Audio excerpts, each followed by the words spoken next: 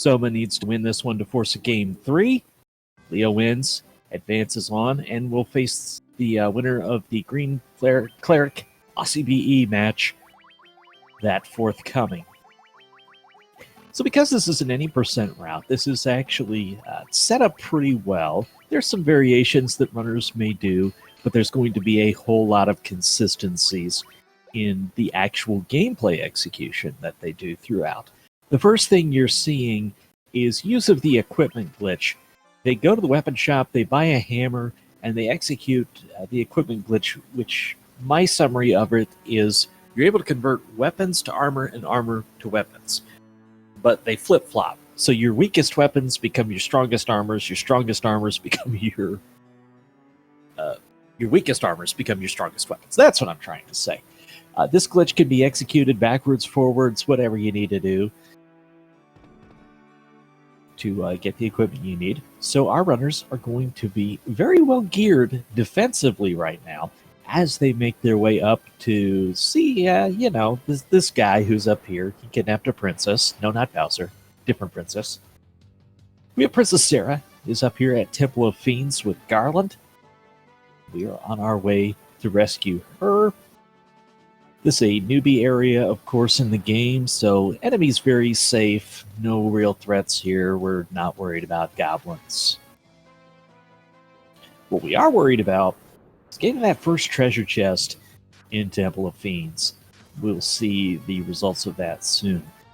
Leo comes in here as the 4 seed, PB in this tournament of a 128.25. Soma, the 13 seed, comes in 128.46 PB.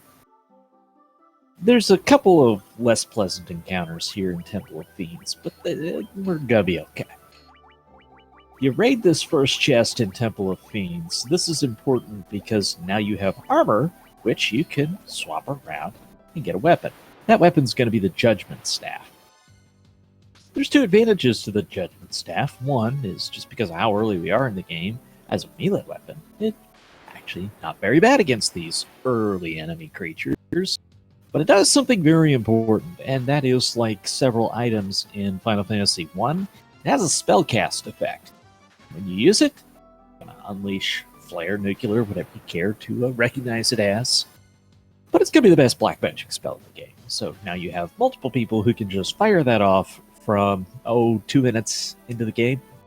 Yeah, that's pretty good stuff right there. Here's Garland, making his best effort to knock us down. Only doing 1 damage against that high defense. Obviously, not a lot to say. And because of spell animations, it's faster to just whack him with the staff than it actually is to cast the spell, even though the spell would one-shot him.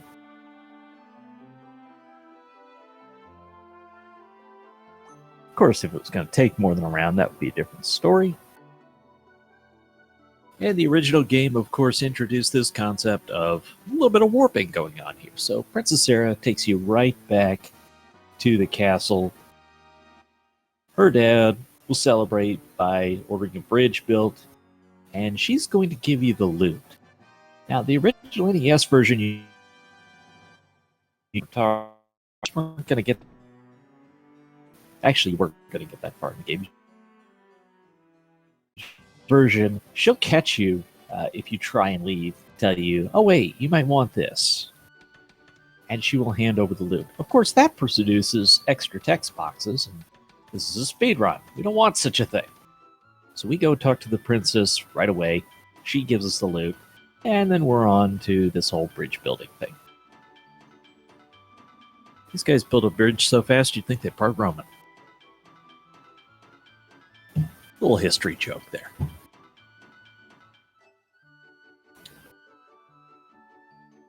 So I'm getting off to a good start here. Did a little bit of talking with these runners. Some of use themselves as the underdog here. Be interesting to see if you do any reaction to that. So you have a couple of things you can do to change things up. One of which is you can throw saves out there a little more often. There's a lot of safety in this route, if you will, but there are times where RNG can just absolutely destroy you. So you may want to throw out a few more saves as a runner And then if something goes wrong for your opponent, they're set back a little further than you are. Once we have the bridge, you're able to head due east towards the town of Provoca. Of course, the enemy set pretty similar throughout this route. You might see something a little more rare.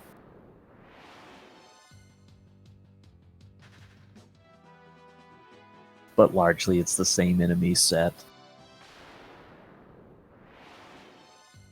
Although the formations can look quite a bit differently. And I say formations specifically because the way Final Fantasy I handles its encounters is they're by formation, not enemy. So you have a formation that is made up of, say, your wolves, and it might be 1 to 4 wolves. But then you see this encounter with 5 wolves. Well, that one might be 3 to 5 wolves and 0 to 2 great wolves. Grey wolves, whatever they actually are. GR wolves. So everything is handled in that formation data. Now we get the pirates, and because there's 9 of them, it is in fact faster to use our staff here. Blast them all away with 1 spell, and we'll teach Bicky and those pirates a lesson. It's a lot of overkill. They're one of the weakest enemies in the game. I think they are actually the lowest HP enemy in the vanilla game. But because we taught Bicky a lesson, he promises to reform. He gives us a ship. It has another side effect, by the way, which is that it causes NPCs to show up in Provoca. So it becomes a little bit better to go into the shops and not have anybody get in your way. So you get your shopping done before you actually take the fight. Even though step route, it would make more sense to just talk to Bicky first since he's on the way to the shops. The ship dealt with, the ship obtained, not dealt with, the pirates are dealt with. The ship's obtained. Head into Elfland. Elfland is, of course, home to level 3 and 4 magic. Who cares? It's got an item shop, it's got all kinds of fun stuff. But most importantly, it's on our way to the Marsh Cave, and the Marsh Cave is going to be our next destination. The enemy sets start picking up a little bit here. There is more variety of enemies, as we have Leo going for the emergency exit. So let's take a moment and explain what this is. This puzzle was in the ship in the vanilla game, but in this version of the game, they stepped up the prizes quite a bit. In particular, for the speed run, it benefits from an item called Emergency Exit. So Leo is going to mostly solve this puzzle in the first 30 seconds, but wait until it's after that 30-second mark trying to get the emergency exit. And of course, the screen went by so fast I couldn't see if he actually got it or not. It's a significant time save for exiting the Earth Cave if you're able to pick that up, because like the name implies, it's a usable cast of the exit spell, which will take you right out of the dungeon. So for a forced double dip of that Earth Cave, like the game requires, chat says didn't see a long text box, so they think they got it. I'll buy that for $1. Not a literal dollar, just a metaphorical dollar. So here we are in the Marsh Cave, or as some have called it, the Ambush Cave. There's a lot of ambushing enemies, like these gargoyles, for example. They're considerably nasty in vanilla game, or if you didn't use this equipment glitch, but the defense is so much higher, they're not going to be as unpleasant. However, there's a lot of status effect enemies down here as well. There's a lot of things that can poison you. And then there is this first trap tile that we come to in the game. Pisca demons, or as they're known in the NES version, the wizards, they have strong resist to fire and ice magic. They have no resistance to lightning magic. They're not weak to any elements. However, considering we are so overpowered at spellcasts, they're all going to go down in one round. And the crown's going to be obtained at the 9-minute mark for Soma. Off to a really good start in this run. However, Some of this is going to come back when we're dealing with the Earth Cave, because with that emergency exit in hand, Leo's going to have a considerable time save. And we'll see exactly what that adds up to be once we're in the Earth Cave.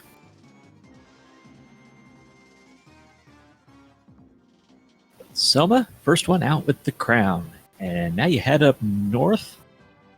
In theory, you were supposed to go up there to find out that this lonely king was looking for a crown and didn't know where it was.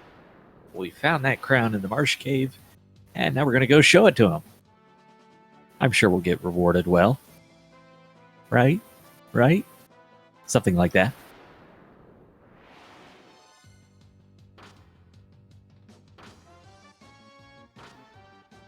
As we have Leo taking on these Pisca demons to pick up the crown.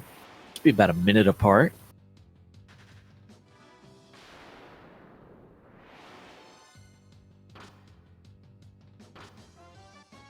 And of course, levels aren't an immediate goal right now. They'll be picked up along the way.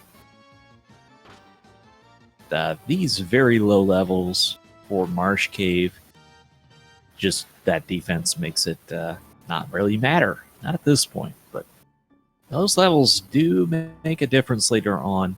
We have targets that they'll need to hit for the late game, but that, of course, is part of the speed run. Why wouldn't it be? Speedrun doesn't do you much good if you don't beat the game with it. And we find out that that little old king was Astos all along. He actually resists a lot of magic, so swinging with a few of those staffs.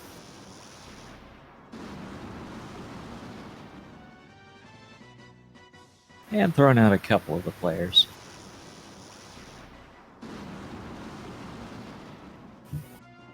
And there goes Astos.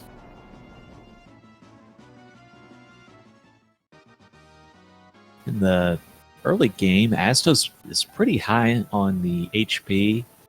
Also has some instant death stuff that can wreck your day. So it's nice to have good RNG against Astos. We have the Crystal Eye, which of course we didn't go see Matoya yet, because we didn't need to. But if you did, you would see her bumping around the cave, trying to find her way through. She's not able to see without her crystal, and we've just found it from Astos. As Leonis is now to battle Astos. This is a back-to-back run for them. They raced earlier, starting at 3 o'clock, so about 2 hours ago they kicked off. Oh, and there's Astos with the insta-death, but it does miss. Obviously, we will take that. You're not too worried right now about the night living. The night's main purpose is for the equipment glitch, and that'll be coming up later on. In terms of damage, the thief is actually going to be the most important boss fights. But you do want that knight for secondary damage. A very important spell is going to be the haste spell and the heal all spell. You're going to very much need those throughout. Also, Elfland is one of 2 towns in the game that sells a cure for the stone element. And considering there's a few things out there that can throw that on you, and basically it's an instant death, it's good to have that. Unlike the NES version, there's not encounter manipulation going on here. The NES version, you know exactly what enemies sets you're going to face in exactly how many steps. Because the PSP version, they changed that around. This is RNG, so what do you get when you get those poison enemies, which are really annoying? You'd love to not have to fight with them right now, but you do.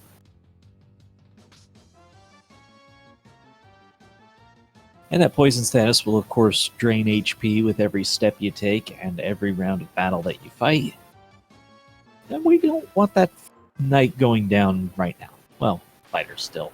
Knight on class change.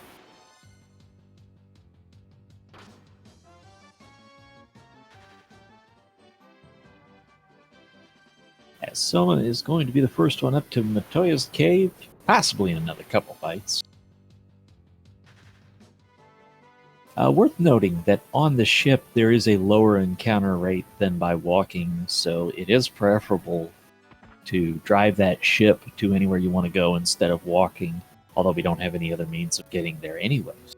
But if you did, you'd still rather go by ship.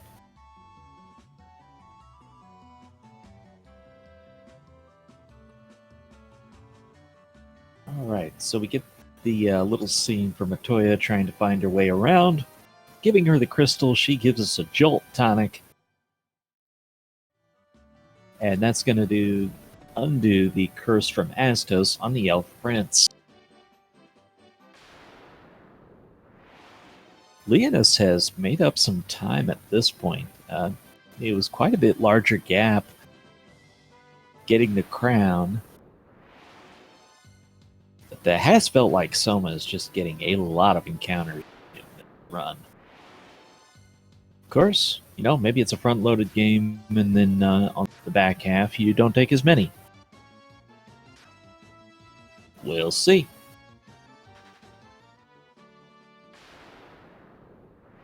RNG be RNGing.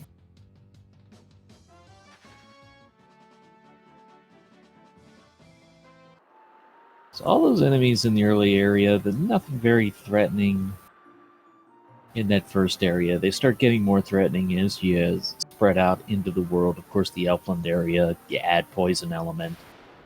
Other enemies on the overworld, they'll have some more unpleasant stuff. Actually, on the sea, we can run into an enemy that can stun, but there is a lower encounter rate on the sea, so you're not going to see as many fights out there.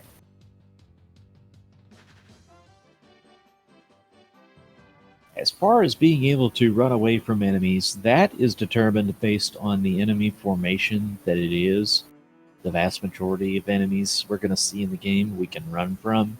The ones that we can't, we know in advance which ones those are and where they are. So far, the only one that's been in that category was the Pisca Demons back at Marsh Cave. Waking up the prince, he's kind enough to hand over the Mystic Key, and now we're able to get to a lot of treasure that we couldn't. That's going to be significant.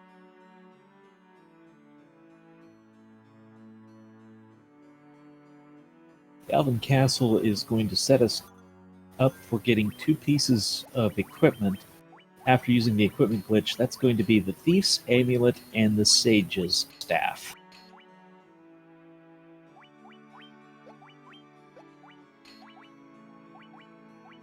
So, of course, with the equipment glitch, you're able to get something better in the armor slot than you'd otherwise have access to, but not necessarily the thing you want to end the game with. So there's a few of these pickups along the way, which set us up to get a better piece of gear. In particular, we don't have access to our end-game weapons yet. But now with the Mystic Key, sail back to our starting castle because they locked up the treasury with the elf key. That seems a little inefficient. I'm not sure how you get to the kingdom's treasures when you need them. But we're going to be able to loot them, after getting away from this fight. The Sahagan's a pretty annoying enemy. They're not very weak, they're not very strong, and they're not very good. They're just a lot of them. And there's the stun status. Fortunately, you're only going to see a maximum of 2 of those enemies per fight, but that stun status can really mess you up in fights that we'll see in the later game. At the Area Treasury, we get the Nitro Powder, called TNT in the NES version. That's going to enable us to go talk to the dwarves and be able to open up more of the world for exploration. I've seen Leonis come all the way back from a minute behind getting the crown to being the first to pick up that nitro powder. Just executing very well.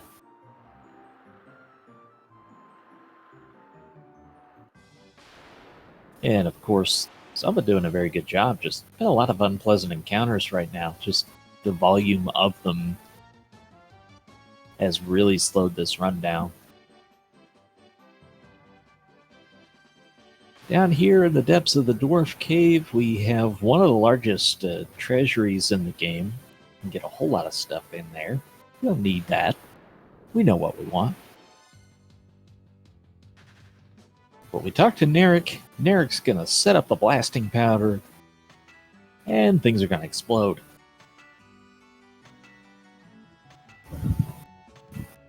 What game's complete without explosions?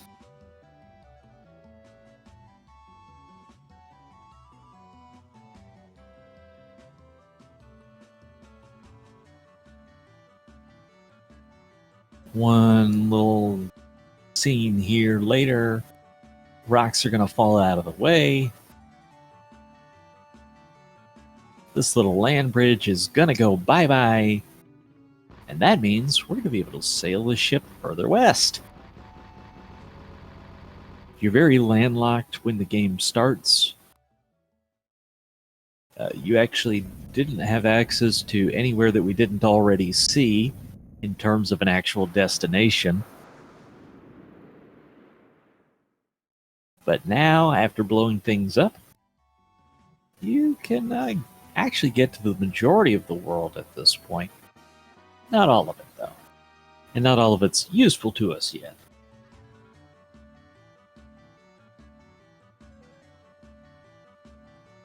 But that was one of the ways that the programmers dealt with the game, which, if you just had full access to everything, it would be a pretty short game. Even this being an hour-and-a-half run, it's not very long as far as your typical RPG runs, especially considering that they really do complete the game.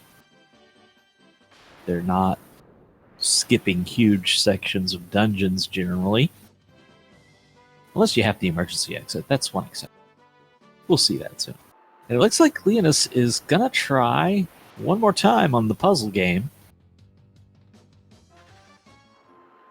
We had the theory from chat earlier that Leonis did actually get an emergency exit already. There would be some value in having two, although the ideal time for the second one is March. No, I won't say that. They're the speedrunners, I'm not. So I think from this, Leonis did not pick it up before.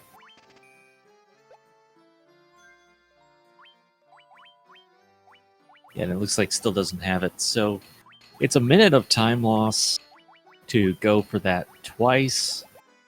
But it's something between 90 seconds and 2 minutes of time save if you get it. So the risk-reward factor is solidly there to justify attempts at emergency exit.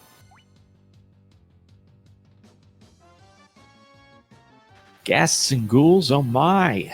They introduce us to something new, and it's called Stun Touch, and it is doing a number on Leonis so far.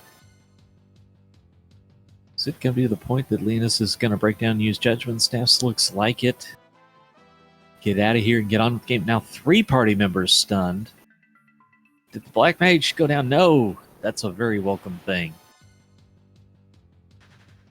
So while you're stunned, of course, you can't take a turn, but also your defense is affected, and critical damage could add up, and you can get stun locked indefinitely from those status enemies. So that was a big thing to get out of. Soma, meanwhile, has a head start into the Earth Cave. We don't have to worry about exploration here. We're just worried about a beeline to the vampire. Well, I was looking at the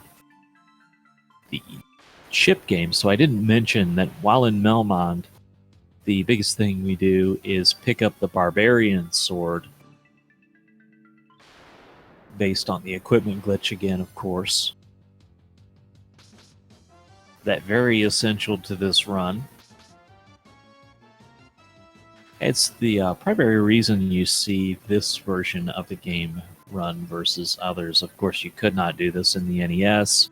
Movement would also be considerably slower in the NES. I'm not sure the active world record time on NES, but I think it's a 250 and change. Something like a 257 right now. Versus, you're talking times in this tournament throughout being 128, 130 range. So a substantial difference in the length of time you have to invest in a run of this version versus others.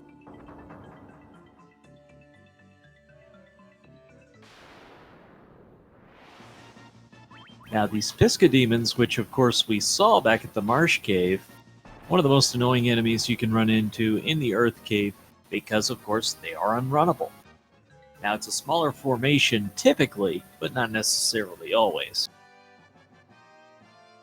You beat the vampire, you get the ruby, and that's what Soma has done. Our next storyline progression item. And these stupid birds are not really something you ever want to see. And that'd be why, as they turn the first party member to stone. With it being the night, I think there'd be a temptation to leave the stone on for a little while.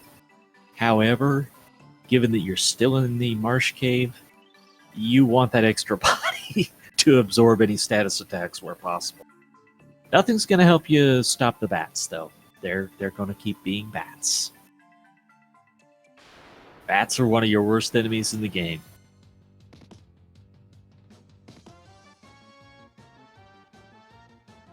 Vampire coming out with stun, but our thief introduces his face to the Barbarian Sword, and the Barbarian Sword wins.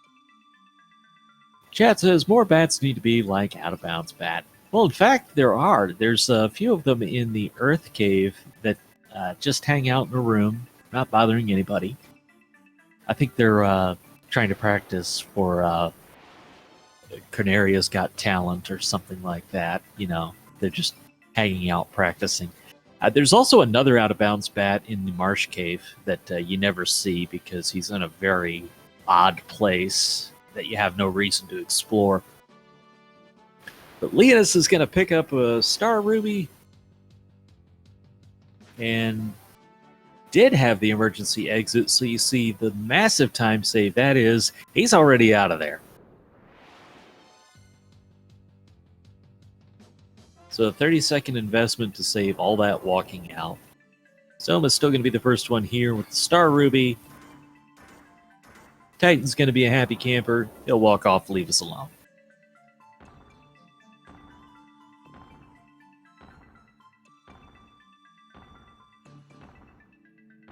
And that is going to free up a little bit more of our world. We're going to be able to walk over to Sarda the Sage, who is just hanging out down here by himself. He has one task in life. That is to give us the rod to be able to advance the game.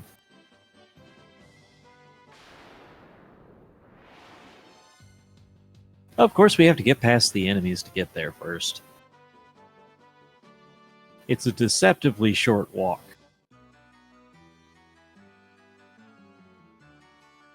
You throw enemies in it can be quite slow. And we obtain the Earth Rod at 29-minute mark for Soma. Leonis, not to be outdone, about to pick it up as well.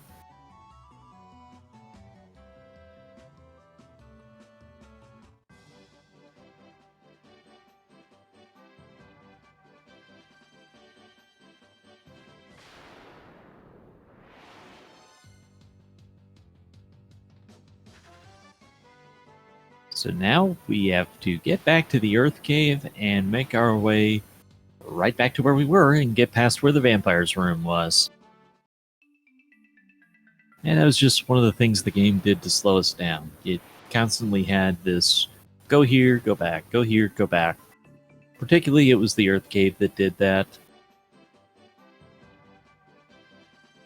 It was kind of designed to theoretically do that in other places, but in practice didn't. My conspiracy theory is I think they had more game design decisions but they ended up getting changed for the live version. But still, we got a great game out of it. And I love it. So dealing with the Cobras now, they're going to apply Poison Touch. I say touch. Common language is to refer to this status element that's added to the attack as a touch. So it is based on an attack hitting you. Of course, in the NES version, it didn't actually matter if they had 2 hits. The second hit would count as hitting you, even if it didn't, which is why the sorcerers in the NES version were such pains. They were multi-hit enemies.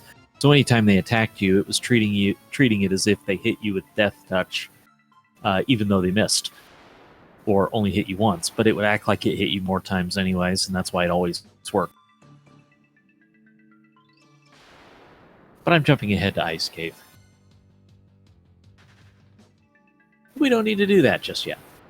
You do have a couple unrunnable enemy formations in this Earth Cave. Of course, we've already seen the Pisca Demons pop up.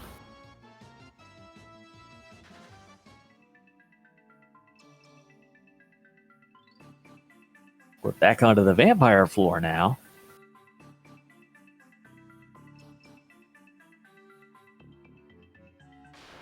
And hey, there's the Pisca Demons showing up again. So this is an unrunnable formation. You do have to kill them.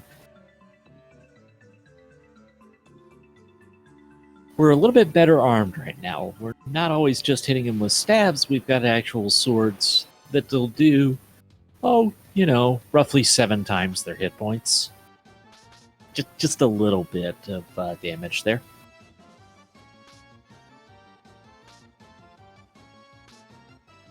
And the status attacks start becoming quite a bit more frequent and quite a bit more annoying this stage of the game. We had them show up in the Marsh Cave, but that was virtually exclusively Poison Touch. Now things can stun you. Now things can turn you to stone. There's just a lot of unpleasantness in this stage of the game. Now with the Earth Rod, we're able to remove the plate and head down here to the 4th level of the Earth Cave. There's a couple different paths you can go through several of stages of the Earth Cave. Ultimately, you just have to practice running it several times till you figure out your best way through it. Because there are definitively routes that are shorter than others. 2 party members stun touched there for Leonis. Opts to kill it with fire to get out of that fight. Never a bad decision when you're stuck in a bad spot. And you really, really want to avoid the stun lock, because especially when you're dealing with more enemies than you have party members, those stun locks can just keep going and going.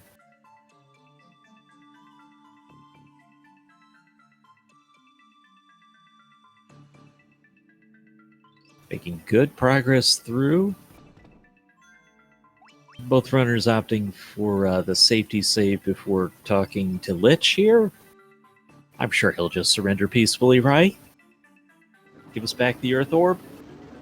Yeah, maybe not.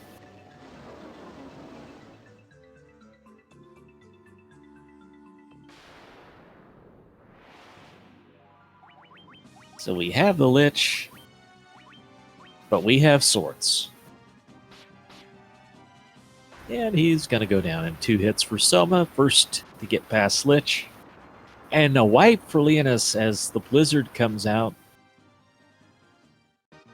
Lich tells everybody to chill, and unfortunately they listen. That's why you take the safety save, which is a pretty strong mage. Quite capable of messing up your day.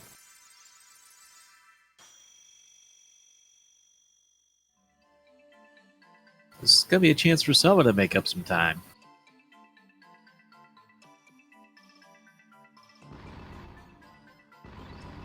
Really, that wipe negated most of the advantage that the emergency exit gave Leonis earlier. I won't say all of it, but I'll say most of it. Having the orb restored, Soma's going to be the first one out of here. And now you got to make the walk all the way back to Belmont.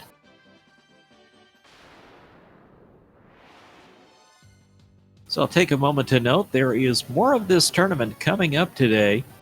We actually have another race that's getting started now on SG3. I know we also have another one coming up at 9 o'clock this evening.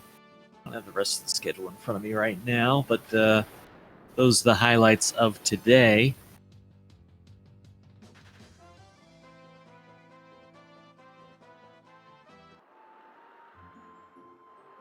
And also, I'll mention again that this is a best of 3 between these two runners. Leonis took down the first one. Soma trying to battle back in this one and force game 3. Well, the nice thing about sailing west is eventually you end up east. By going west there, we've ended up at the port near Crescent Lake for Soma. Now, this is a much different enemy encounter set. These enemies will hit considerably harder than what we've seen before now. However, we have the high-end defensive gear, so we're not going to take that much damage here. You know, just one at a time. This enemy actually a really strong source of experience in the vanilla game. We're not that worried about it. Someone doesn't appear to be that worried about healing up the knight from poison. Which, if this actually takes a turn, will... No. If it had taken a full turn, the fighter would have died from the poison. So let's take a minute to note what's going on here at Crescent Lake. We're going to pick up a couple things, and it's going to turn into the black garb. And then also we'll see people possibly go for the Lust Dagger using the equipment glitch.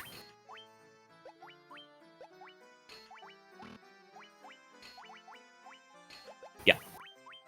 There it is. And then we will go over to see the sages themselves. And one of them has a canoe. Why he has a canoe? I don't know. But he has one, and he's going to be nice enough to give it to us. You could actually access Crescent Lake before defeating Lich, because all you need is the ship to get here. However, he will not actually give you the canoe until you have defeated Lich. And then he'll say, hey, you did a great job defeating that Earth Fiend. Why don't you go over and do something about this Fire Fiend? You know, it's summer, it's hot, we need to cool things off around here. Get rid of this Fiend of Fire Force, please. But now that you have the canoe, you've got access to the vast majority of the game. There's still a few places we're not able to access until we have an airship. But this has opened up access to the Gurgu Volcano, where the Fiend of Fire resides. It also opens up access to the Ice Cave, which is where we get the floater and unlocks the airship.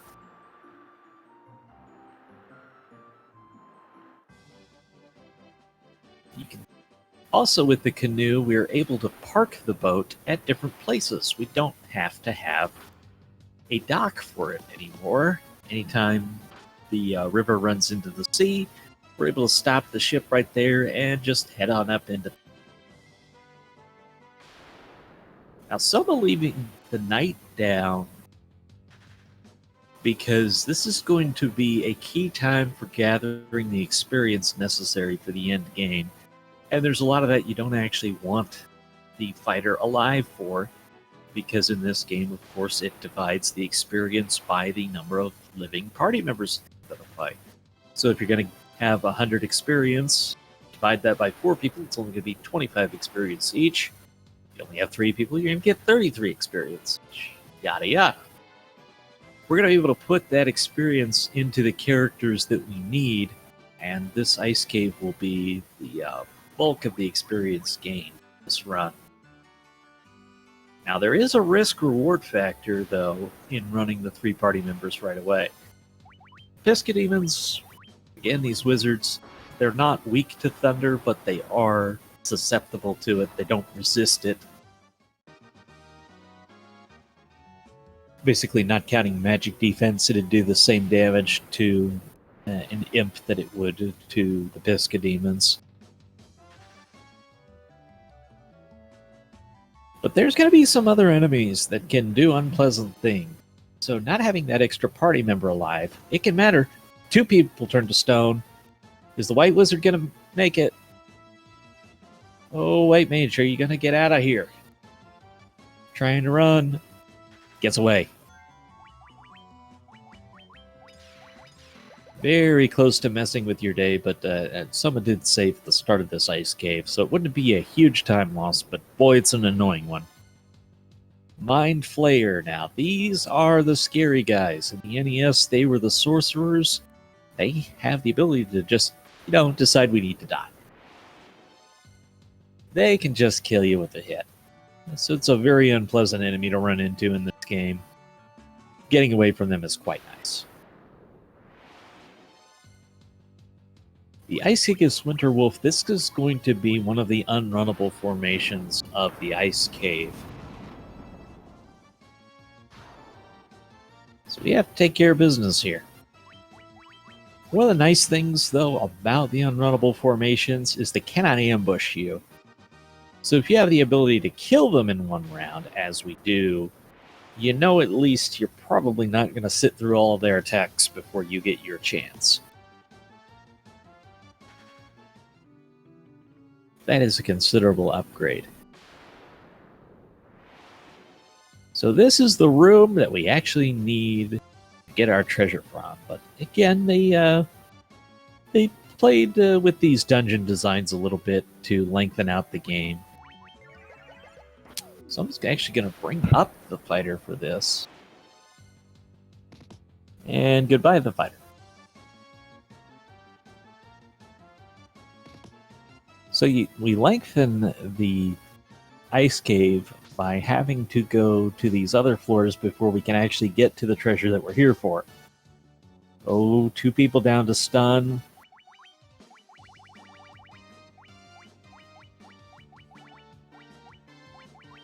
So I'm going to use Judgment Staff. Good turn order. White Mage is going to be able to take care of business here, but scary anytime you've got only 1 party member to deal with the encounter. These ice crystals on the ground are going to cause damage to us, just like lava would. You'll take 1 hit point of damage anytime you step on them. The Winter Wolves by themselves are a runnable encounter. It's only unrunnable when they are with the Gigas. And taking a wipe, that's really unpleasant, because that last save's all the way back at the start of the ice cave. Yeah, someone's going to have to go back all the way through all that ground. Like I said, there's a lot of unpleasant enemies in this ice cave. And because of the speed run and the nature of it, we're at a very low level right now.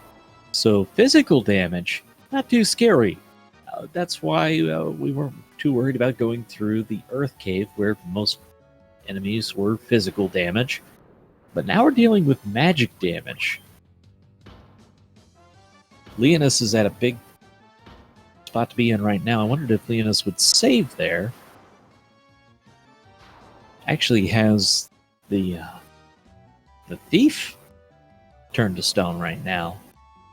Does drop the fighter. That's intentional. And obtains the Levistone. Called the floater in the NES version. It's what enables us to get the airship. So I'm going to setting a blazing path back to this room. Covered a lot of ground real quick. Now, I said earlier we're going to do the bulk of our experience gathered right here. This is the fight. This Evil Eye is an unrunnable encounter, which, as I just mentioned, means it can never ambush us. It's kind of low on the HP side, and it's worth a fairly decent amount of experience. So we are able to sit here and get a whole bunch of experience in a short time and get our mages up to a target level that is desired. This will vary slightly per runner.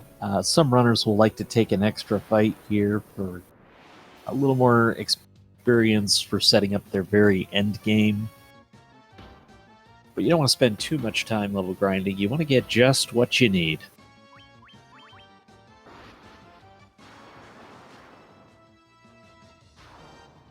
Up to 17 now, and gonna bring Thief back up.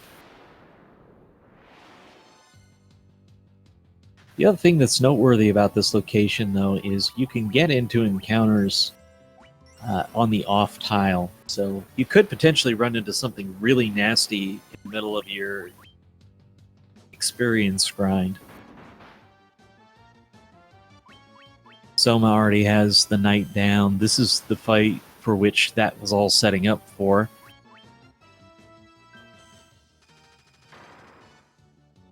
And Turn to Stone will work just fine for our purposes because in terms of the experience division, party members Turn to Stone are treated the exact same way that our party members that are deceased are. So all that experience from this fight is being funneled into just our two mages. That's the way we want it.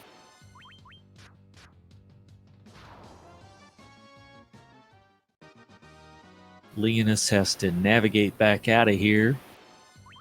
When you're not having to do the full exploration of the dungeon, it's not a terribly long dungeon, but taking these Spyras to the face is not going well. I don't know if Leonis has saved since doing the experience grind. If not, he might now. But the recovery goes on. This is why supplies are important. Yeah, there's that safety save. You don't want to have to redo your entire level grind. That's a lot of time to lose.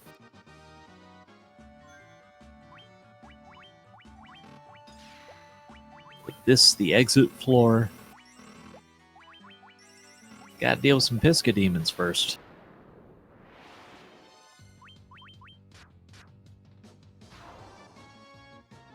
Of course, items casting spells, that was characteristic of the original game. There was a handful of them. As one party member goes to stone,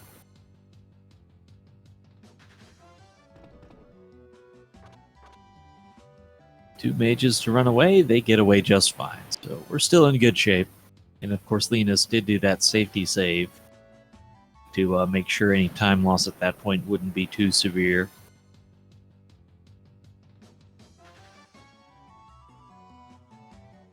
Now we've completed the ice cave, obtained the leva stone.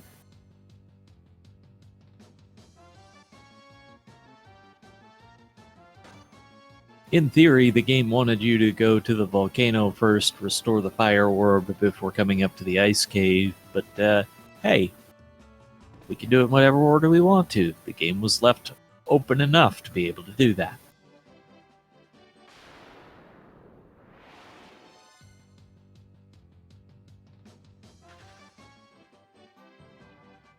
Also worth noting that the river system doesn't actually connect between the ice cave and volcano.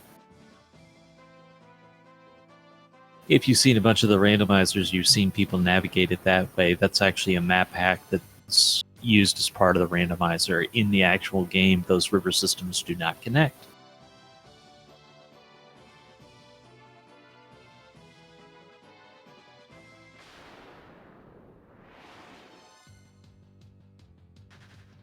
And I mentioned before, you take less encounters while on the ship than you do while on foot.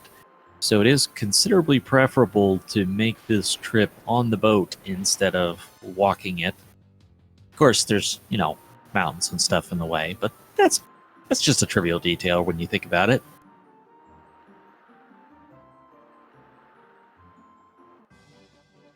Come on into this desert where the lava stone will do its thing, and we will obtain for ourselves not a shiny new airship, but a sand-covered old airship. At least we didn't have to buy it from Akbar, though.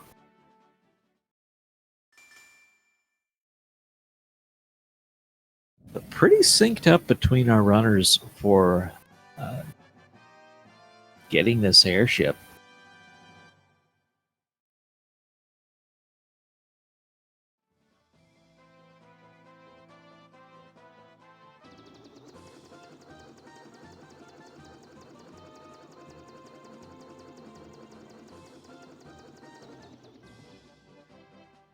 Now this is the trek over to the Castle of Ordeals.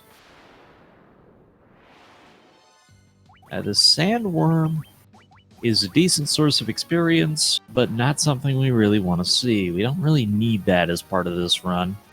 And it can be a bit troublesome as an encounter, so we're happy to get out of that whichever way it takes.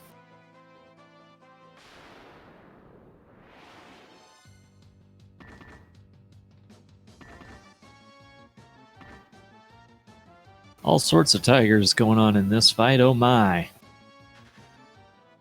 But Leonis is going to be the first to enter the Citadel of Trials.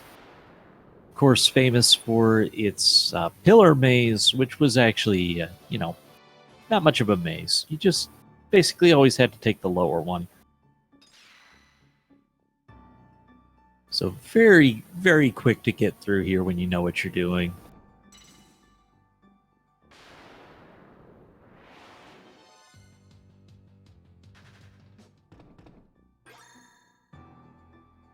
Then on this floor, there were actually 4 pillars instead of 2. Just because they could. There's our staircase, and then this is going to be a trap tile where we get the nightmares. They're a very high agility enemy. They're just, in general, a pain to deal with, but fortunately, high-level weapons were able to take care of that. Minotaur zombies, an unrunnable encounter. Fortunately, a pretty decent source of experience, though, so it's not all bad news having to fight them.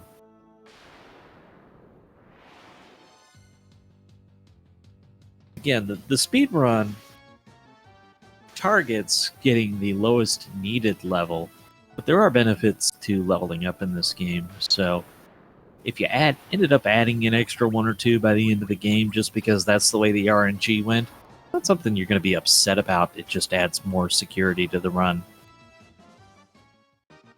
And the rare's double zombie dragon encounter. So that's a rare random encounter. It is unrunnable, but a very, very strong experience encounter for this stage of the game. Icky Knack, welcome to the party. Hope you're enjoying a little Final Fantasy I racing we got going on here between Leonis and Soma. Again, this is the round of 16 for the Total Chaos Tournament, a best-of-3 series between these 2 runners. Leonis picking up that first win not long ago, and now picks up the Rat's Tail from the Citadel of Trials. 1 trap tile in our way to get out of here. Gotta be the single zombie dragon. It could be 1 to 2 here. And Leonis is out of there. So again, a very, very short dungeon when you know the correct way through that pillar maze.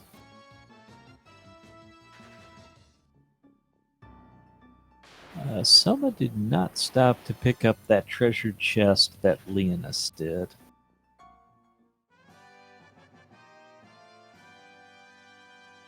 Little change there. Soma going to be not very far behind in getting out of this Citadel of Trials. And going to take a couple zombie dragon fights. again, this is a really good experience encounter. It's not quite what the eye is, but I think that was to make up for a little bit of time lost in Ice Cave. We bring the tale over to the very nice talking dragon that is Bahamut, and he will reward us with class change. Perhaps the most important thing that does for the sake of this run is allow magic to be learned by the thief turned ninja.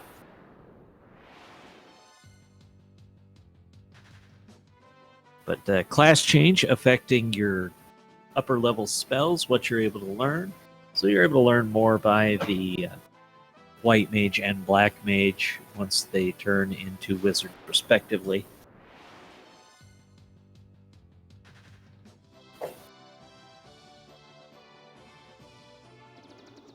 And then, of course, the game was also designed to allow you access to better equipment with class change, but, you know, we're a little bit more flexible on that point.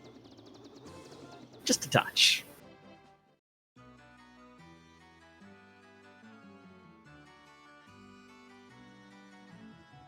And of course, now that you've gone through all these dungeons where warp and exit would be so wonderful to have, now's when we're able to learn things like warp and exit with class change. They're restricted before that, which is what makes the emergency exit such a powerful item. Caravan, he just sells one thing. But fortunately, we need that one thing. And it's very easy to get to.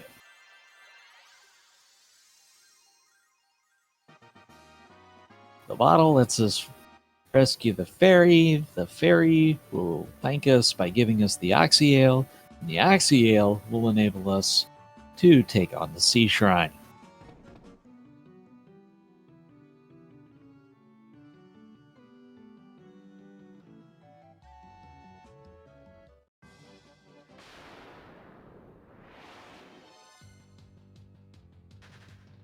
Of course, this is one of the towns with 2 magic shops. You'd be able to learn level 7 and 8 spells there. Not important to us.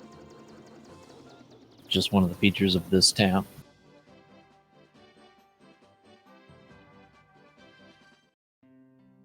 There's the private, the pirate who hangs around this town will tell you that he bottled up the fairy and sold her. That's the reason she was at this shop, and we had to purchase her back to rescue her.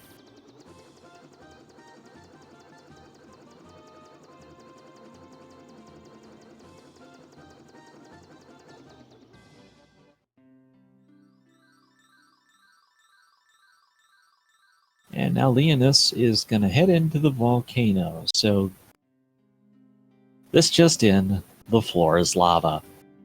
You will take damage every time you're on one of these lava tiles. However, you also don't take an encounter, so the fastest route through here is to walk on as many of those as you can.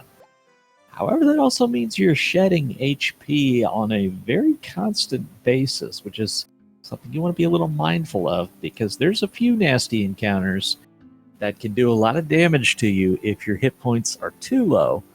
That's why Leonis stops to do a little bit of healing there to make sure we're not so low that an ambush could really ruin things.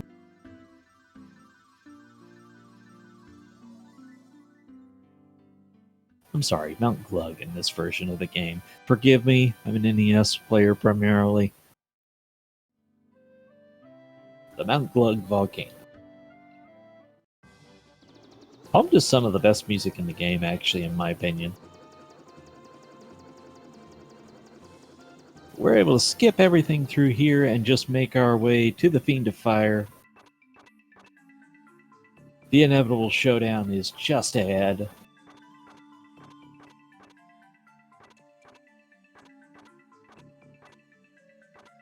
But the Ogre Mage wants to get in our way first.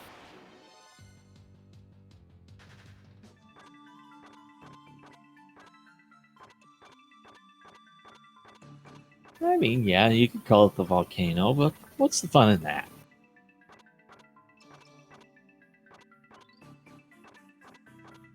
So here we go. Battle with the Fiend of Fire, Marilith. Called Carrie in the NES version. very susceptible to swords from reasonably leveled characters at this point. And of course, from now on, we'll be dealing with some higher leveled enemies that are worth more experience. So we'll see the fighter and ninja, well, now knight and ninja, gaining levels pretty consistently throughout the rest of the run.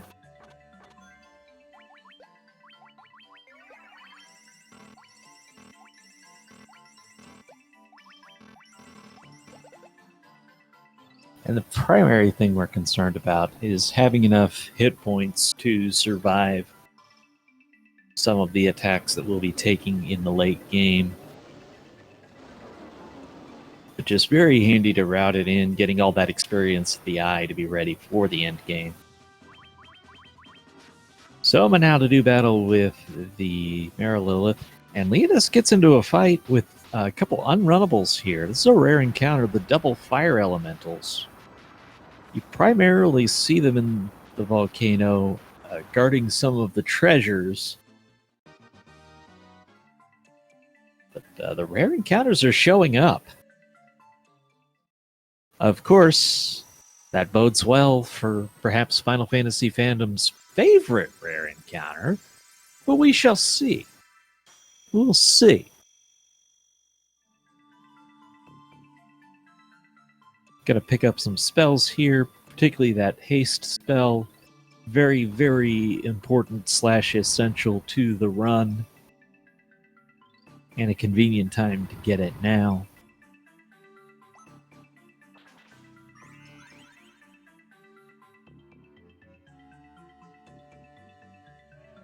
The NES had considerably more what we commonly refer to as safe tiles, tiles where you will not get an encounter in. It's a little strange to explain it from scratch, but in the NES version, if it was a wall that had a door attached to it, you weren't going to get an encounter there. In this version, you won't get an encounter on the door tile, but the wall is no longer safe.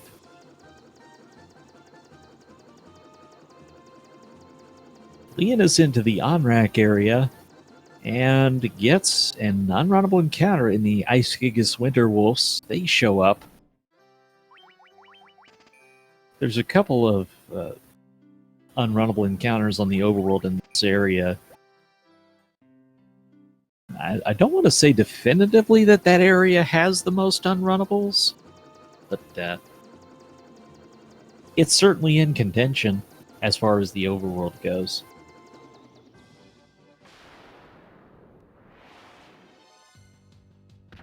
So with the Oxyel in hand, we're able to use the, well, let's call it a submarine.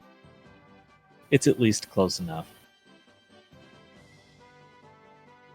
You do have to do a manual cursor here to move to your correct option to enter the Sea Shrine.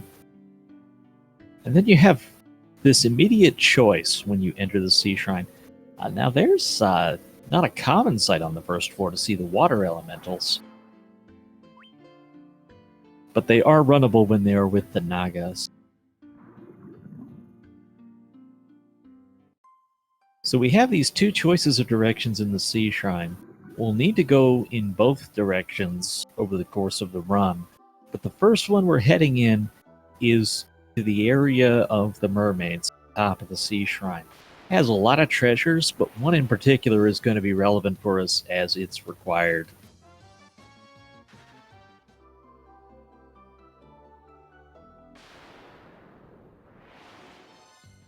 Plenty of these sharks coming in so far. And you're certainly going to take that. Sharks are going to be a very welcome sight because they're not one of the really unpleasant encounters. They're not going to ambush you, and they are not an unrunnable formation, and there's a lot of unrunnable zags here. The Rosetta Stone is obtained. That is going to be our required item. We're going to need it to learn a foreign language, if only learning foreign languages were that easy in real life.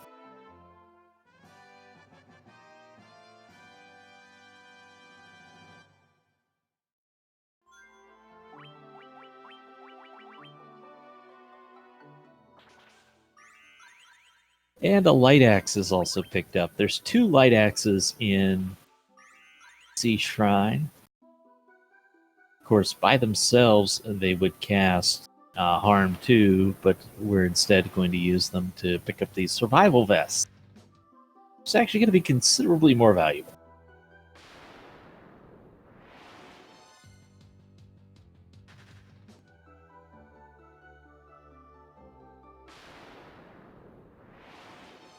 Okay, so these Sahagins. This is the encounter you probably least want to see just because of the time consuming. It is an unrunnable encounter. They go down to Thunder. That works out just fine for our purposes. But they slow you down the more of them that you see. The other encounter that's pretty annoying is the Ghosts. And then an all-water formation is going to be unrunnable. And again, time consuming. Speedrun, we want to go fast. We don't want time-consuming enemies.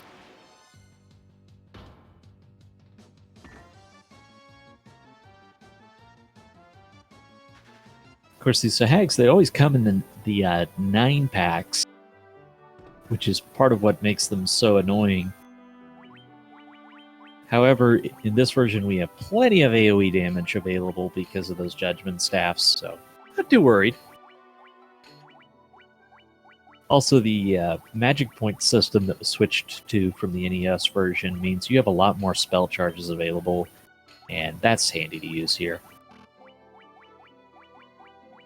That is actually the Zeus Gauntlet, which casts Slit 2. That was the pickup that Leonis made in Citadel of Trials, obviously to have it available for here, because it doesn't run out of magic points. Hope everybody is having a good Tuesday. We're an hour in, so let's talk a little bit about what's going on here. Leonis picked up the win earlier. Soma trying to win this and force Game 3. This is one of the round of 16 matchups for this tournament. We had Leonis go for and get an emergency exit early on. That helped out quite a bit, saving some time in the Earth Cave. Soma took a wipe in the Ice Cave and had to retread a lot of ground to get back to, not the grind, but the trap tile. Not the trap tile. The pit. That's what I'm trying to think of. The pit that lets you advance in the Ice Cave. Soma had to retrek all the way to that point. Now we have the most dapper of the fiends. The Kraken is here. And the Kraken goes bye-bye. Question in chat, is PSP different from the PSX? Considerably. This run is very noted for its unique equipment glitch, which is what makes the great times so possible here. That damage that we saw put out in the Kraken fight was via the Barbarian Sword. That was one of the bonus dungeon treasures that we're not supposed to have access to. But we do. And Soma leashes the Kraken. 108 mark. We have our water orb restored.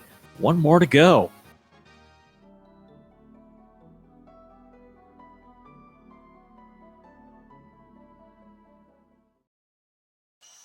Yes, so chat is giving a more detailed version of explanation of the differences of the version. In short, the PlayStation version is more in line with the NES version, just kind of given a fresh coat of paint. And this was, they took the same game, but they almost redid the same game. It's like taking the script and then reprogramming it.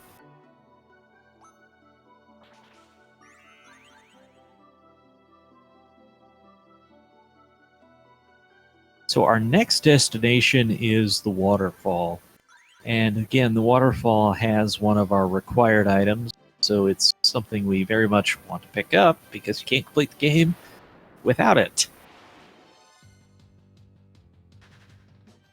noteworthy. We have these nightmares, which are an annoying enemy to run into because they're an annoying enemy to run away from. You also have a rare encounter here of the green dragons. That an unrunnable formation. And as I said, it is a rare encounter, but we've been seeing a lot of rare encounters, so don't rule it out.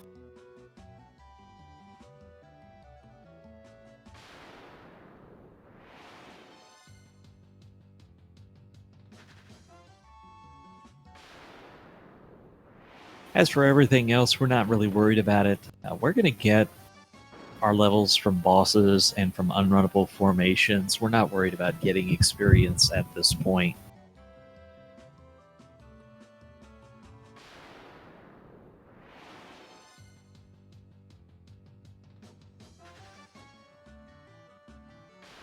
One trap tile in our way. And here is the robot that's going to give us the warp cube. The warp cube being the required item to advance the plot.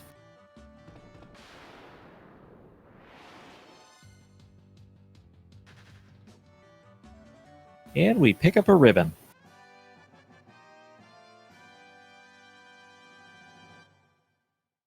Now the ribbon is actually the item we want, but use the equipment glitch. The reason being is because we want more than one ribbon.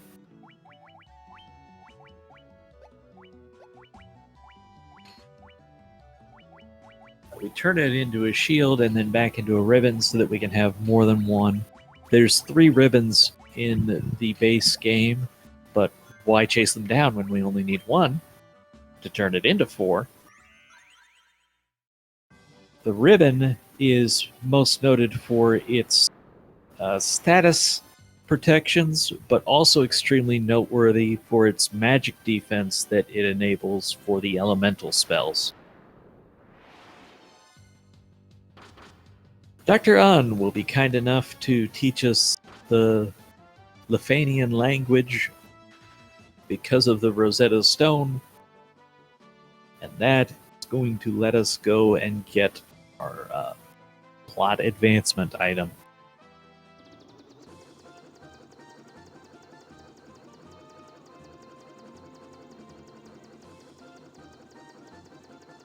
And no reason not to take advantage of warp when you have the ability to. It's faster than walking, generally.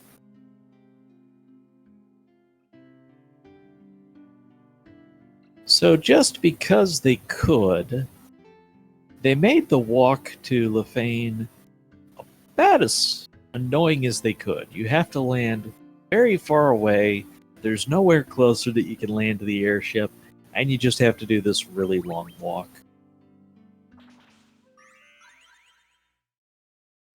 There's a couple unrunnable formations along the way. The Minotaur zombies, of course. There's also the chance of running into the Ice Gigas Frostwolf formation.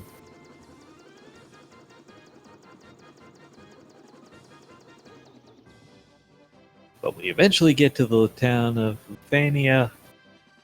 If you come here without translating the slab, you will find them quite happy to say, Lupa?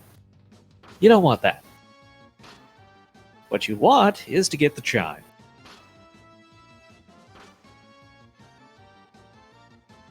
Yeah, the Winter Wolves we want to get away from. They're not as scary now as they were back at the Ice Cave,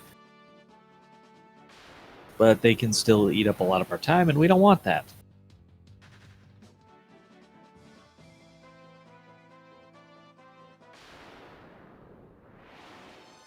With the chime and cube both obtained at this point, we are able to go to the last of the Fiend dungeons, the Mirage Tower, and by extension the Sky Castle,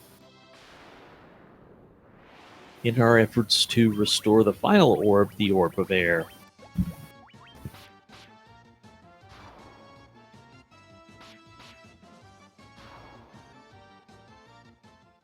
Okay, so I'm not familiar with everything that was renamed in this version, but I think that was a pretty rare encounter right there with the elves.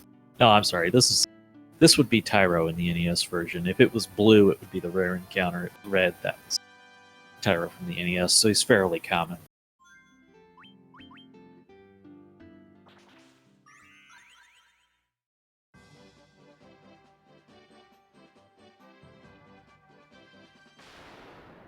Alright, the Mirage Tower is home to a lot of enemies.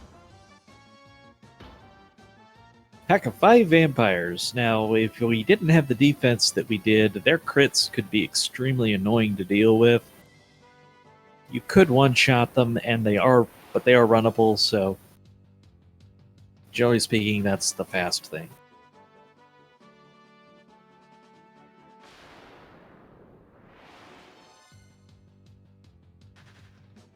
So there's several enemies that are an extremely rare encounter. They're called Group 7 enemies.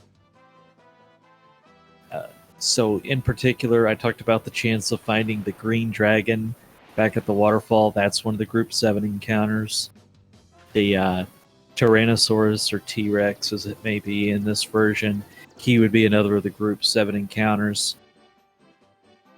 In the Temple of Fiends Revisited, on the sky floor, you have the Iron Golems, is another one of the Group 7 enemies. And, of course, the most famous of them all is the War Mech.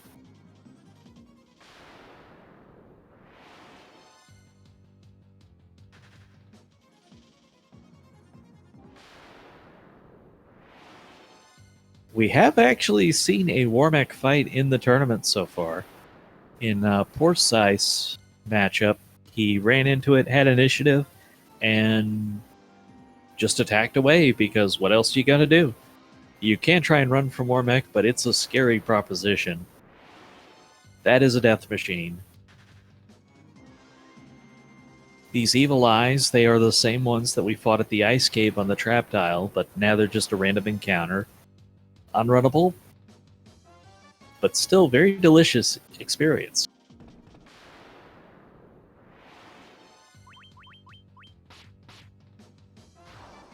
The Blue Dragon Trap Tile, he's also an unrunnable encounter.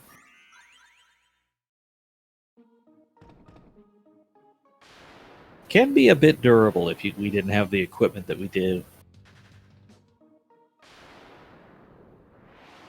But hey, that's why we get in-game equipment as fast as we can, so that we can smash stuff quickly.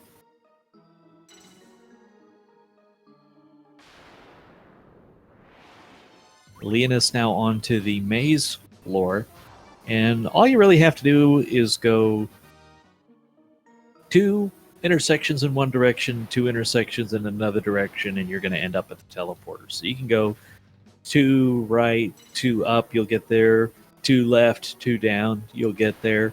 You can also crisscross it to help keep yourself straight and not have to remember how many intersections you've walked through yet. So you can go up, right, any of those ways and more. You'll get to the teleporter.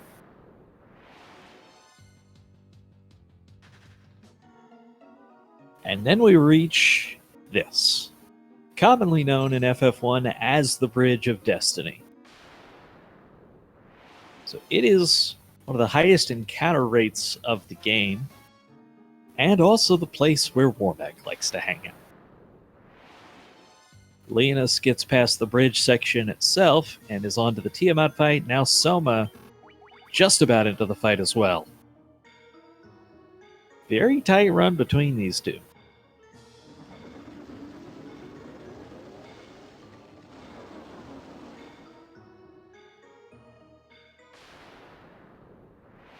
Tiamat throwing out thunder, not the scariest thing that can be thrown out, but the Black Mage taking a death isn't nice. Tiamat is down.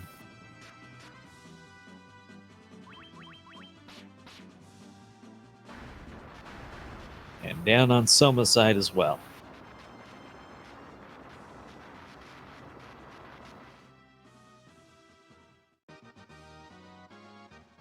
That will be our 4th orb.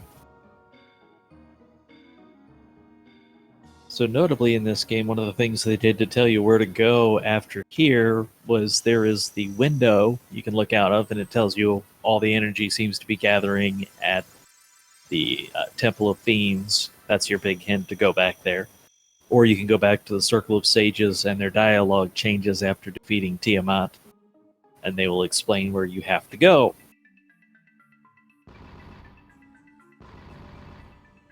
But that is the last of our 4 fiends defeated.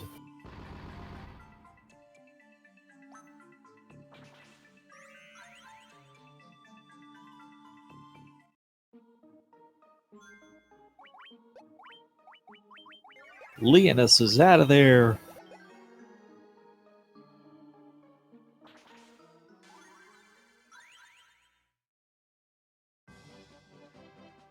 And heads for the Temple of Fiends.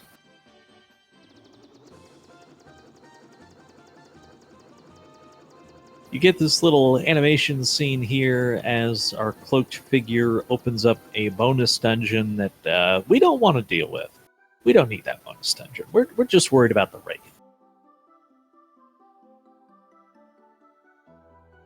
Of course, Temple of Fiends, it sees a lot of the dangerous enemies from throughout the game make a return appearance.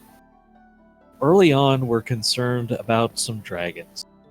The white dragons can throw out Blizzard, which can be extremely damaging and even potentially kill our party. Also, the green dragons can throw out the non-elemental poison damage. Or not elemental in the whole lightning, fire, blizzard. But those are the 2 things we're particularly worried about seeing for an encounter. The purple worm, it's unrunnable. Not nearly as scared by them. These white dragons, you're worried about taking a bunch of blizzards, but Soma gets away. This is also one of the places where you can, I would say, gamble a little bit in how you approach this Temple of Fiends. I didn't see either runner save yet.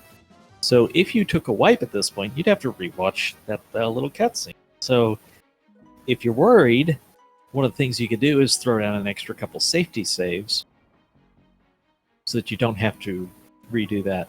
Chat says Soma might have done a safety save. And obviously I think that's a very reasonable idea, as Leonis gets the green dragons, but takes them out with ice. They are vulnerable to ice, but they are an unrunnable encounter, so you do have to kill them.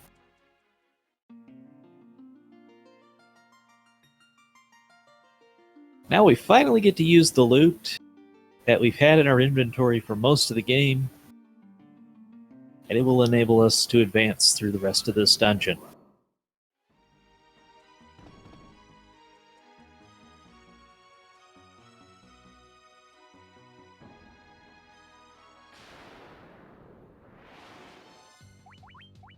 The dragon zombies, this of course the same enemy that we fought at Citadel of Trials, but now we're getting a 4-pack. Still vulnerable to fire, so taking care of business. And Soma advances on this floor, home to purple worms. Still possible to see white dragons on this floor.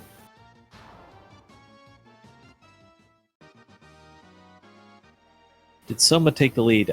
We're having, appears, a little bit of issues from Leonis' stream, so I don't know about that, and I wouldn't really call it a lead until after Tiamat, just because random encounter luck, you don't really know how it's going to balance out until after Tiamat.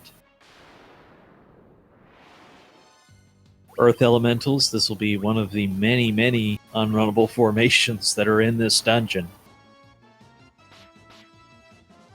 As far as the schedule goes, there is another match going on right now, and another one scheduled for 9 o'clock.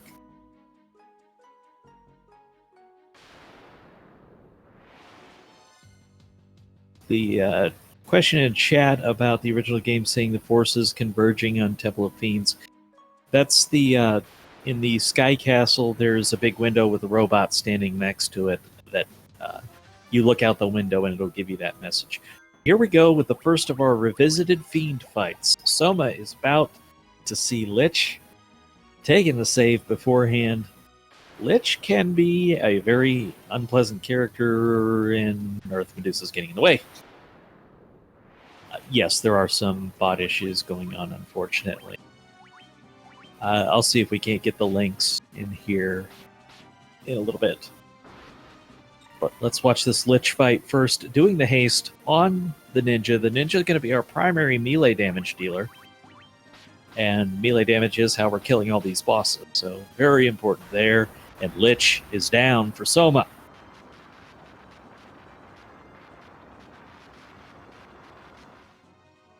Okay, well, we have just a quick break as Soma's going to get ready to head on to the fire floor. I'm going to try and get you the link to the tournament page.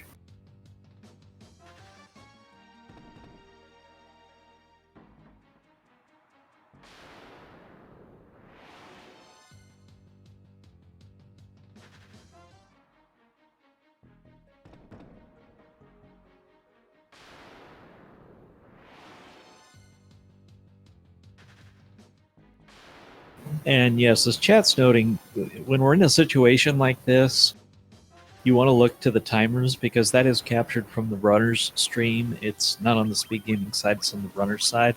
So it's still going to accurately tell you where they are.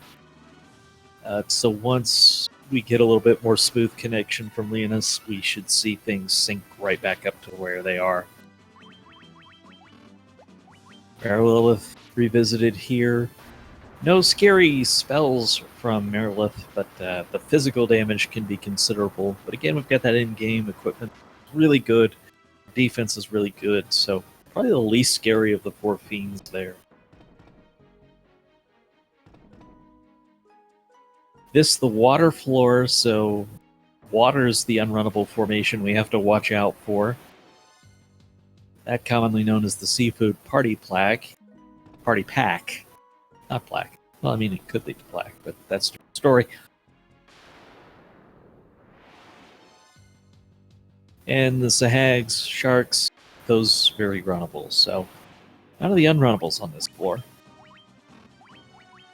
As we do battle with Kraken for the second time around, this is one of the strongest characters in the game, so able to hit really, really hard.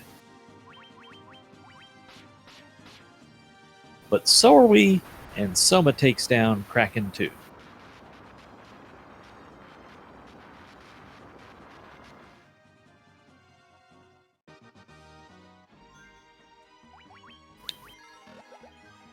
Wisely heals because you never know when you're going to get another encounter. You definitely can't expect to get all the way to Tiamat without another fight. Here will be the fight with Tiamat. Didn't we just do this? Yeah, it wasn't that long ago. And again, bringing the haste, getting the high damage up. Great turn order on that. The thunder coming out. Does a lot of damage. And it looks like Leonis is a fiend behind right now. Dealing with Kraken 2 as Soma wraps up Tiamat 2.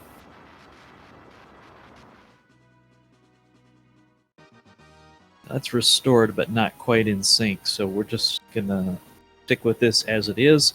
Soma's going to get ready to do battle with Chaos. There'll be some equipment changes here. It becomes very important to get the ribbon on, and then most runners also like to put the Barbarian Sword on the Black Mage just for some extra damage and speed up this fight.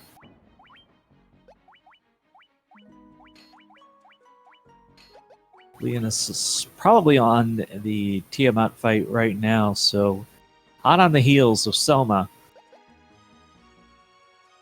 There is risk to this Tiamat fight. He can especially mess you up early on. Once we get into the kind of hold A sequence where you just have to keep attacking and healing, we'll be pretty safe. But in these early rounds, there is a risk that the Chaos can do all sorts of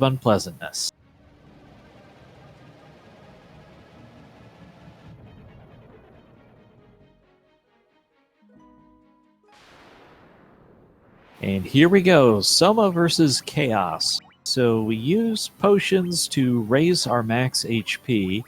That's very important. We also throw out the hastes because we need the damage to go higher. Blaze comes out. AoE fire damage.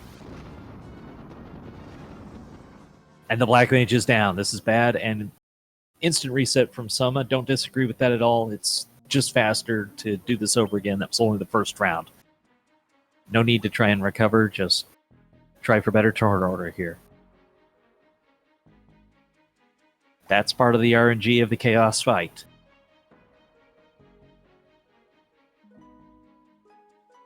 You do not want to see any party members go down before you get your setup complete. Now, this is Leonis about a minute behind, so probably started the Chaos fight about 30 seconds before Soma started this refight, to try and give that context. Because, again, at this point, it's just not feasible to resync the timers, but we'll see what happened. Okay, a physical hit from Chaos against the Knight, that's pretty good. That's probably about as good as it can get. Our Knight has plenty of HP. Our White Mage has plenty of healing. And now our Ninja has plenty of attack power. 2 rounds of physical damage from Chaos. That is some very good RNG to help make up for the horrible first time.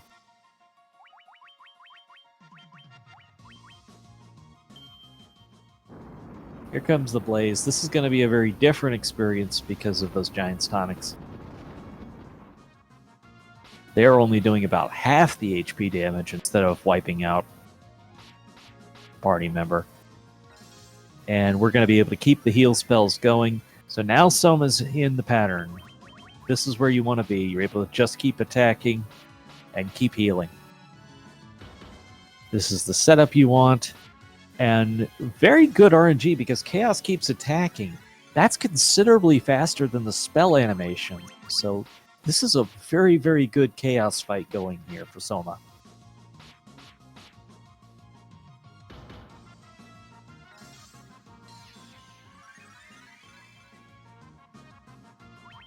Leonis is also on the Chaos fight.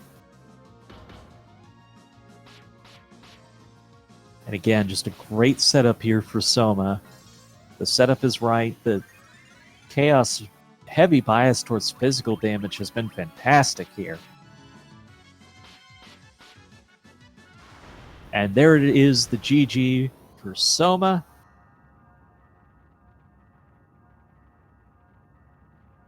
That is going to be a 132-42.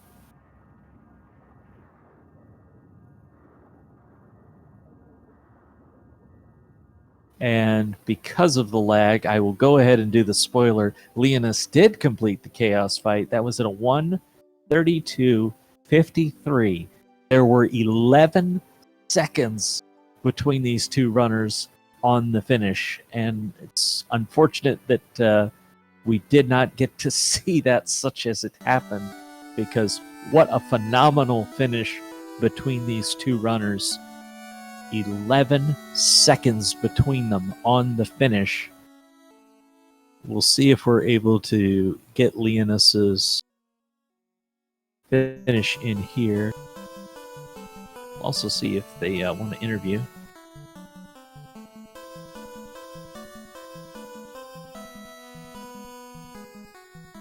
And because of Soma's win, it's going to force a game 3. And that game 3 is at a time they're going to have to figure out. They're saying probably this weekend. And I am joined. I have company. How about that? So, y'all kept that one close, huh?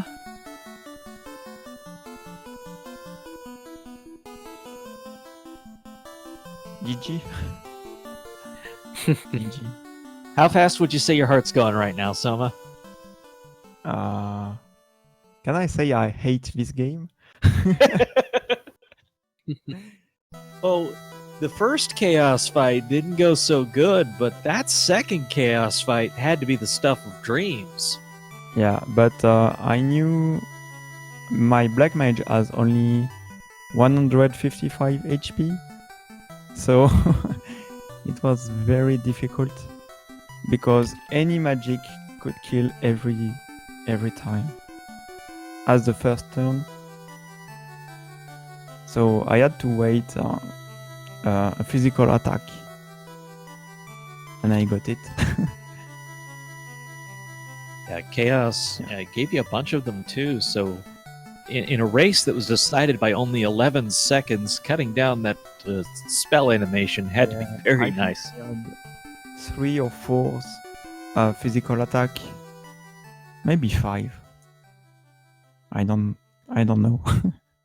So, Leonis, we had a little bit of a display issue on your run, so we really need you to tell us about your Chaos fight. Well, my Chaos fight was fine. It was just fine. It took a bit longer than expected. I might be cutting out, but because my connection is just pure trash tonight. Can you guys hear me just fine? Yeah, you're doing fine. Okay. So, took a little bit more time than expected. I mean, so, basically, I was not meant to be that close in the end, really. It's just because Soma got a game over that I could come back at some point. And, I mean, that run was just... It wasn't complete garbage, but it was close to it, except for that one emergency exit that I got onto the second puzzle. I was like, yeah, why not? The curse is on now, so why not taking it? And it was actually a curse. So, yeah, that's pretty much it. My Chaos fight went pretty well. Yeah. I just didn't have the HPs for like not going for the giant tonics. That could have been the thing which would have made me save a little bit more time, but it's just RNG so far, so I don't mind. Yeah, my game over cost me only 4 minutes, but I got the second time I walk into the ice cavern, I got like 2 or 3 encounters only. I was like, what the fuck, game? The first time I passed the ice cavern, I got many fights and I died. And then I saved before, so. And the second time I got only 3 or 4 encounters. So I was like, okay, maybe I can continue. I was close to quit again the run. You all gave us quite a lot to watch today. You tied up the series, talking about it potentially going this weekend for Game 3. We wish you the best of that. Any final thoughts you want to share before we show some love to the other race going on right now? Have a good night. Yeah, I wish Soma would have dropped again. Kidding. No. It was fine. Good race. Very tilted after my first run because the game was that I could tell. Every steps I got encounters and bushes encounters. And then I died. Yeah, well, I died to Lich, so that's good. It's 20 seconds death. Come on. Yeah. And I did the puzzles as intended, so that's all good. 2 more to go before I officially get out of that tournament. Yes! Right. Well, thank you both for a great show. We're going to host up Speed Gaming 3, which has Kibitha versus Yoshi Kion going on right now. Another one of the round of 16 matchups of this tournament. Thank you, everybody, for joining us this afternoon, and hope you have a great rest of the day.